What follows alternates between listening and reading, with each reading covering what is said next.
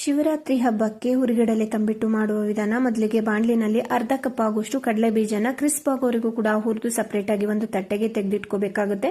ಅದು ಕಂಪ್ಲೀಟ್ ಆಗಿ ತಣ್ಣಗಾದ್ಮೇಲೆ ಸಿಪ್ಪೆನೆಲ್ಲ ಬಿಡಿಸಿ 2 ಬೇಳೆಗಳನ್ನಾಗಿ ಮಾಡಿಟ್ಕೋಬೇಕು. ನೆಕ್ಸ್ಟ್ 2 ರಿಂದ 3 ಸ್ಪೂನ್ ಆಗುವಷ್ಟು ಕಪ್ಪು ಎಳ್ಳನ್ನು ಕೂಡ ನಾನಿಲ್ಲಿ ಹುರಿದು ಸಪರೇಟ್ ಆಗಿ ಒಂದು ಬೌಲ್ಗೆ ತೆಗೆದಿಟ್ಕೊಂಡಿದ್ದೀನಿ. ನೆಕ್ಸ್ಟ್ ಒಂದು ಚಿಕ್ಕ ಕಡಾಯಿಗೆ 2 ಸ್ಪೂನ್ ಆಗುವಷ್ಟು ಗಸಗಸೆ ಕೂಡ ಹುರಿದು ತೆಗೆದಿಟ್ಕೊಂಡಿದ್ದೀನಿ.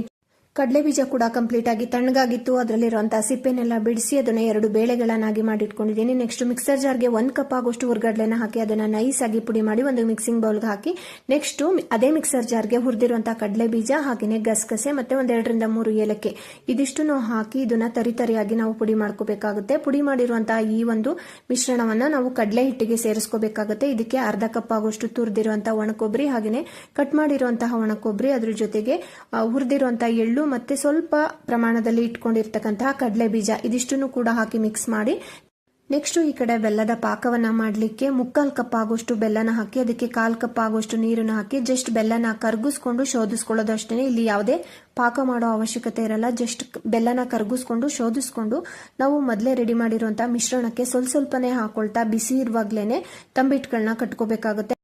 ನಾನಿಲ್ಲಿ 1 ಕಪ್ ಆಗುವಷ್ಟು ಹುರಿಗಡ್ಲೆಗೆ ಅರ್ಧ ಕಪ್ ಆಗುವಷ್ಟು ಒಣಕೊಬ್ಬರಿ, ಅರ್ಧ ಕಪ್ ಆಗುವಷ್ಟು ಕಡಲೆ ಬೀಜ ಹಾಗೆಯೇ 3/4 ಕಪ್ ಆಗುವಷ್ಟು ಬೆಲ್ಲವನ್ನ ಬಳಸಿ ಮಾಡಿರೋದು. ಖಂಡಿತ ನೀವು ಕೂಡ ಟ್ರೈ ಮಾಡಿ. Thank you. ಶಿವರಾತ್ರಿ ಹಬ್ಬಕ್ಕೆ ಹುರಿಗಡಲೆ ತಂಬಿಟ್ಟು ಮಾಡುವ ವಿಧಾನ. ಮೊದಲಿಗೆ ಬಾಣಲಿನಲ್ಲಿ ಅರ್ಧ ಕಪ್ ಆಗುವಷ್ಟು ಕಡಲೆ ಬೀಜನ ಕ್ರಿಸ್ಪ್ ಆಗೋವರೆಗೂ ಕೂಡ ಹುರಿದು ಸಪರೇಟ್ ಆಗಿ ಒಂದು ತಟ್ಟೆಗೆ ತೆಗೆದಿಟ್ಕೋಬೇಕಾಗುತ್ತೆ. ಅದು ಕಂಪ್ಲೀಟ್ ಆಗಿ ತಣ್ಣಗಾದ್ಮೇಲೆ ಸಿಪ್ಪೆನೆಲ್ಲ ಬಿಡಿಸಿ 2 ಬೇಳೆಗಳನ್ನಾಗಿ ಮಾಡಿಟ್ಕೋಬೇಕು. ನೆಕ್ಸ್ಟ್ 2 ರಿಂದ 3 ಸ್ಪೂನ್ ಆಗುವಷ್ಟು ಕಪ್ಪು ಎಳ್ಳನ್ನು ಕೂಡ ನಾನಿಲ್ಲಿ ಹುರಿದು ಸಪರೇಟ್ ಆಗಿ ಒಂದು ಬೌಲ್ಗೆ ತೆಗೆದಿಟ್ಕೊಂಡಿದ್ದೀನಿ. ನೆಕ್ಸ್ಟ್ ಒಂದು ಚಿಕ್ಕ ಕಡಾಯಿಗೆ 2 ಸ್ಪೂನ್ ಆಗುವಷ್ಟು ಗಸಗಸೆ ಕೂಡ ಹುರಿದು ತೆಗೆದಿಟ್ಕೊಂಡಿದ್ದೀನಿ.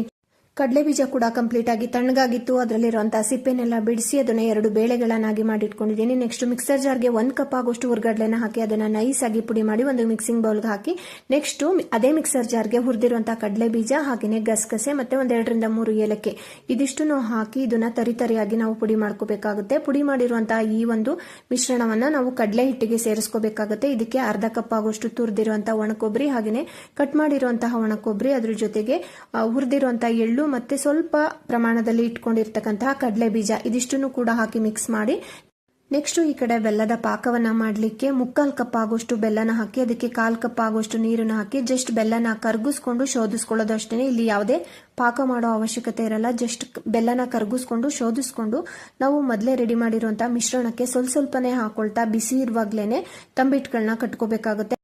ನಾನಿಲ್ಲಿ 1 ಕಪ್ ಆಗುವಷ್ಟು ಹುರಿಗಡ್ಲೆಗೆ ಅರ್ಧ ಕಪ್ ಆಗುವಷ್ಟು ಒಣಕೊಬ್ಬರಿ, ಅರ್ಧ ಕಪ್ ಆಗುವಷ್ಟು ಕಡಲೆ ಬೀಜ ಹಾಗೆಯೇ 3/4 ಕಪ್ ಆಗುವಷ್ಟು ಬೆಲ್ಲವನ್ನ ಬಳಸಿ ಮಾಡಿರೋದು.